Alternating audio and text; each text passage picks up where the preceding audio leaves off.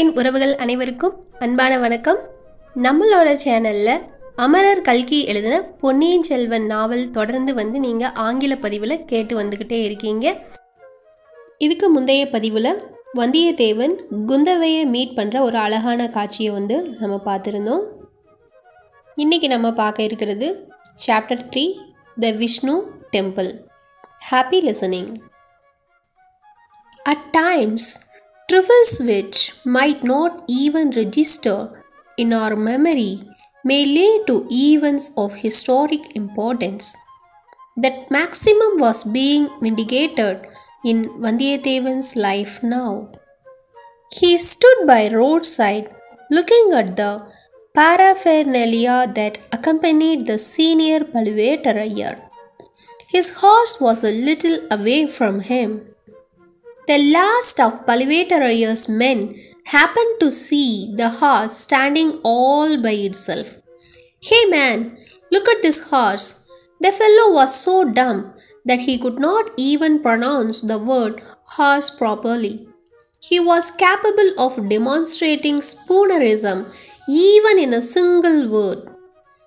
Another person who did not share his linguistic deficiency wanted to show his superiority.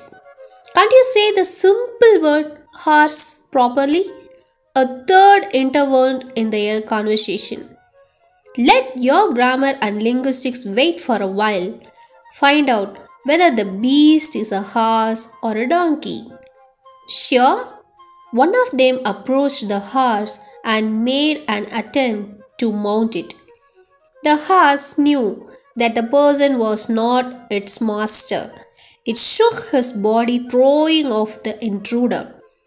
"Hey buddy, this is a wild animal. Doesn't let me sit on it. Looks like it will allow only those of royal descent. Tanjore Muttaraiyar will be the only person qualified to ride on this beast." Everyone laughed. The Cholas had defeated the Muttaraiyar clan of Tanjore more than 100 years ago. Since then, Chola's tiger flag was flying high in that historic city. "Idiot! Are you sure this is a real horse? Could be one of those wooden contraptions that make an appearance during the festival days." "Possible. Let me check." The man twisted the horse's tail. The horse was wild with rage. It kicked in the air and started running like crazy. "Hey, the horse is running. It's real." That was the first man whose spoonerism was consistent. The men made many strange noises, frightening the animal. Some tried to run behind the horse. All their activities made the animal run faster and faster. The horse rammed into the festive crowd. The frightened people were running helter-skelter. They tried to move away from the path of the animal. Some got kicked by the horse and fell on the ground. The horse had gone crazy. It was chasing people who stood on its path. Alvarkadiyan was standing near Vandiyathevan. From the shocked expression on the young man's face, he could guess that the horse belonged to him. He spoke to Vandiyathevan in a sarcastic tone. "See what Paluvettaraiyar's ruffians have done. What happened to your valour? The one you showed to me a little while ago. Why didn't you fight with those hooligans?" Vandiyathevan was burning in rage. He had to take enormous efforts to rein his anger. There was no point in picking up a fight with so many men. The ruffians laughed as they walked on. Vandiyathevan went in the direction of the horse. He knew very well that after some time the horse would stop on its own and wait for its master. He was not worried about the safety of the animal. He was pissed off by the act of mindless cruelty. Someday he would teach the Paluvettaraiyar's hooligans a lesson they would not forget for life. He could not have guessed, even in his wildest dreams, that he would have an opportunity for revenge the very same day. Vandiyathevan walked beyond the crowds, beyond the tamarind trees, and reached a deserted spot. His horse was standing there. As soon as he went near the animal, it neighed. "Hi, boss! Why did you go away from me? Why did you let those ruffians torture me?" It appeared as if the horse was complaining to its master. Vandiyathevan gently patted on its back to pacify it. Then he took the horse by its reins and walked it back to the road. "Thambi, you should not bring such a violent horse to a crowded place like this. See how many people are hurt by the animal. Hey, this man is innocent. The horse is even more so." It was the handiwork of Palvetarayya's rowdies. There were quite a few to support the Prince of Vallam. Alvarkadiyan was still in the same place. Vandiyathevan was irritated. "I should get rid of him soon. Idiot! He has been tagging me for a long time."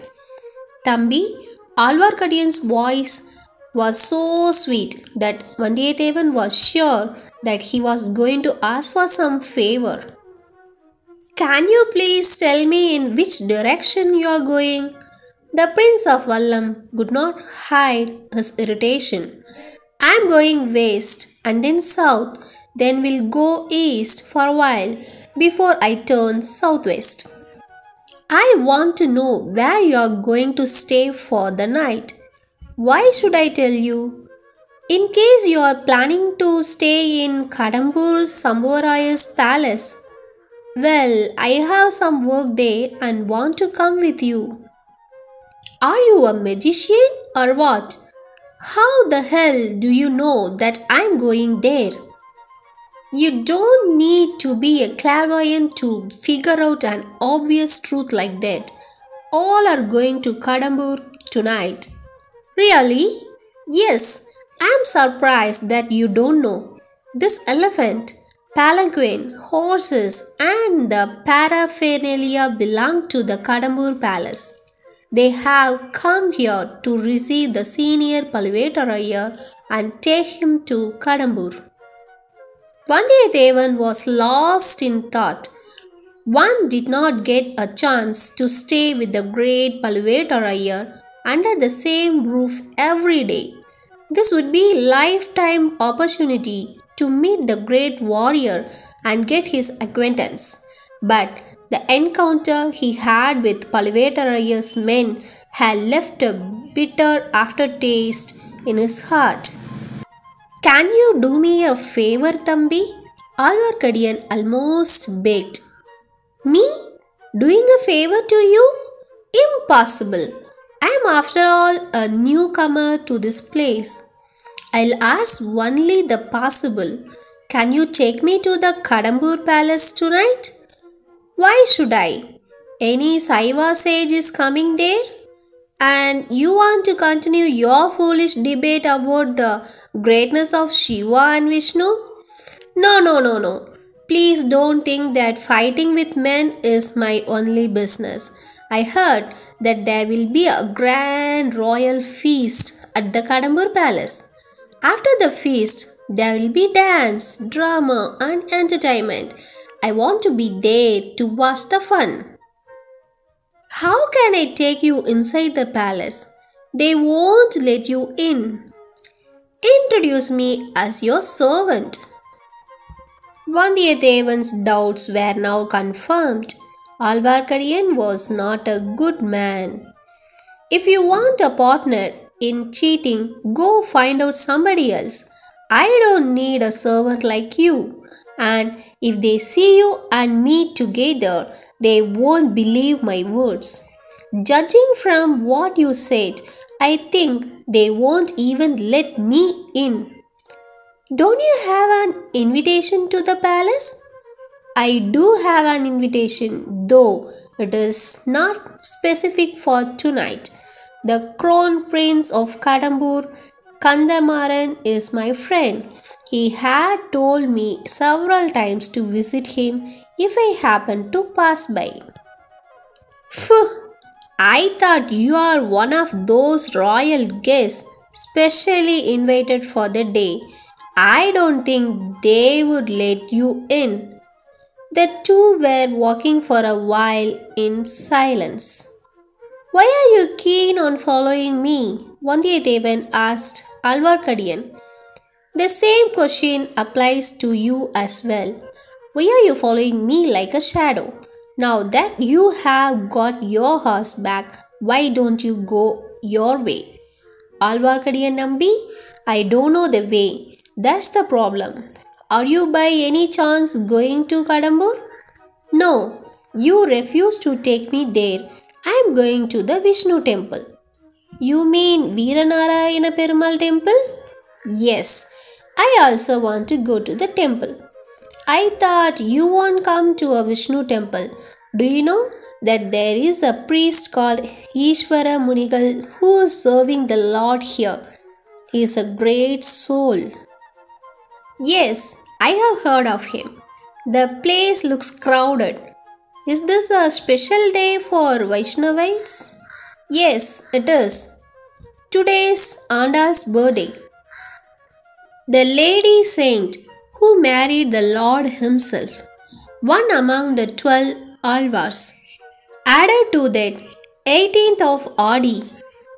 The Tamil month is also a festival here. That is the reason for the crowd. The two had now reached the outer gates of the huge Vishnu temple. Parandaha Cholan, I was the grandson of Vijayalaya Cholan. He conquered Madurai and Sri Lanka, and the title, the Lion who vanquished Madurai and Lanka, was conferred on him. He was the one who laid the foundation for the mighty Chola Empire. He built a golden roof for the famous Nadaraja temple at Chidambaram. Apart from many titles like the Pearl among the Cholas and the Gem among the warriors, he was also known as Veera Narayanan. In his time, the Rashtrakuta kings were very powerful in the north. Parantaka feared that they might invade his kingdom from Manyageta, a place in the present-day Maharashtra. Therefore, he stationed a large army in Tirumanepadi, which was headed by his first son Rajadityan. There was no real war. There was only an apprehension of it. The soldiers did not have anything to do all day. How long can you keep a few thousands of war-hungry men idle in a peaceful town? Prince Rajadityan was constantly thinking of the possible ways in which the enormous military manpower can be mobilized for some productive purpose.